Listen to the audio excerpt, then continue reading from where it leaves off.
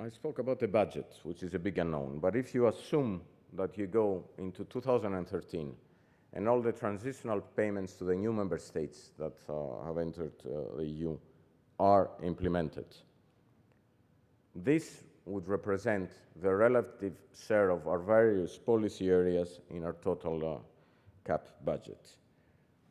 Direct payments would be more than 70% of this budget, and 95% of these payments are going to be decoupled from any linked to any product or any production decision. Rural development would be a little bit over 20%, and the market part would represent something like 7%, and this is a residual figure. If prices stay what it is, it's going to be even lower than that. But what is more important is there is a part of direct payments that in our jargon is modulated. You can call it, it's being taxed, and this is money that leaves the payments of the farmers and goes to increase the budget of rural development, mainly to deal with measures related to the environment and to climate change.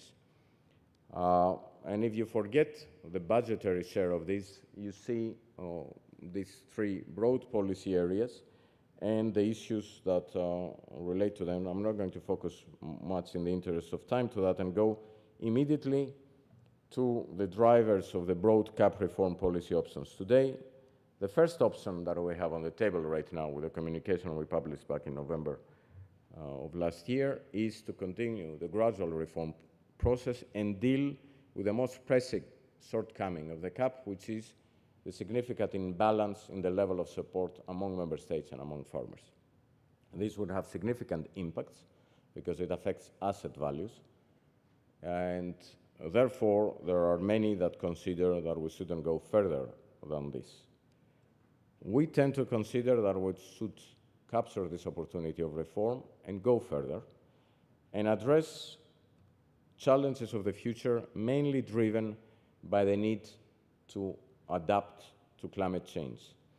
And that's the term greening of our measures, which I will explain a little bit later. Finally, there is another school of thought that considers that a more fundamental reform is needed, and we should focus mainly on environmental and climate change objectives and forget income support gradually, but move away from it.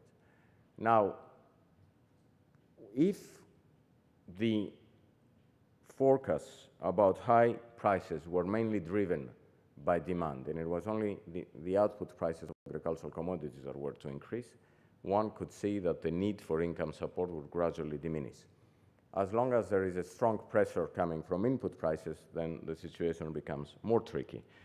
And it becomes more tricky because the biggest change we want to introduce with the future reform of the CAP is to actually green it both in the level of direct payments and in rural development. Now, there's a little bit of jargon there. Let me try to explain. Cross-compliance is a requirement, a set of requirements that our farmers have to meet to receive decoupled payments. They're linked to agro-environmental aspects, to food safety and food quality. And let me be clear, we don't pay farmers to respect the law. What we do is we use the system of payments to penalize them if they don't do it. But there are some elements there of good agricultural environmental conditions that go beyond the law, basic requirements on set aside of crop rotation and the rest.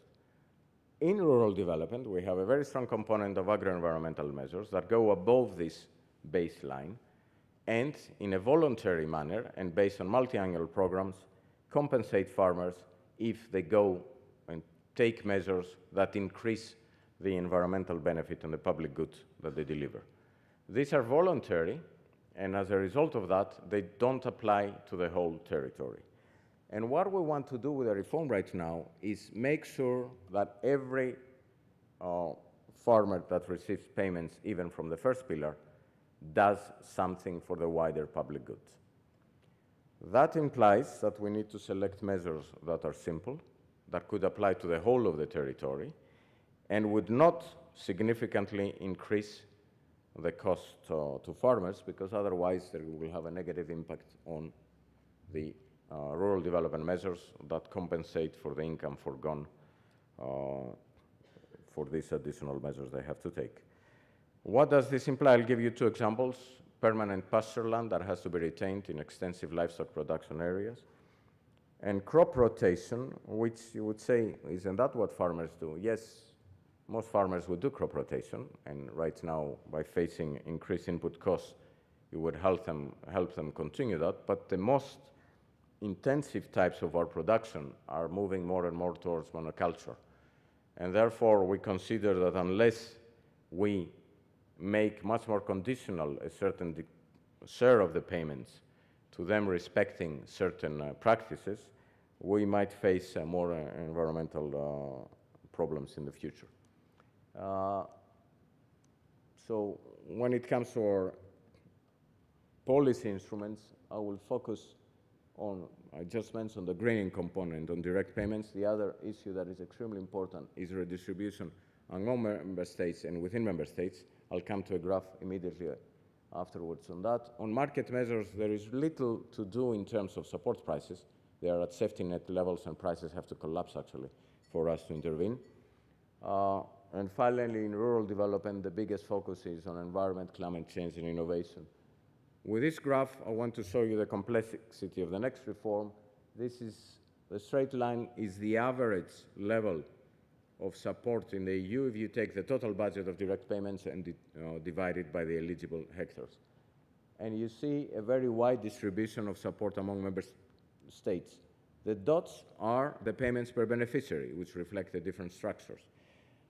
Nobody expects that every member state would have the same line and the same payment per hectare, because every hectare of land doesn't deliver the same public goods, and every 100 euros do not buy the same thing across all member states.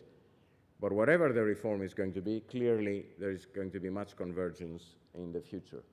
The next steps, basically, we are in the process of an extensive impact assessment of the various options, and we will come up with legislative proposals within 2011. But what I want you to remember out of this presentation is that when it comes to the process of the next CAP reform, it is bound to be more complex than what we have seen in the past because of the increased role of the European Parliament. When it comes to the objectives, the overarching objective is more greening on both so-called pillars of the CAP, whether it's direct payments or rural development measures. And when it comes to the challenges, the biggest challenge is going to be the redistribution of support, because this is going to be affected by the overall level of the budget, by the shift of the budget among member states, and the further shift of the budgetary allocations within member states. And with that, I would like to thank you for your patience.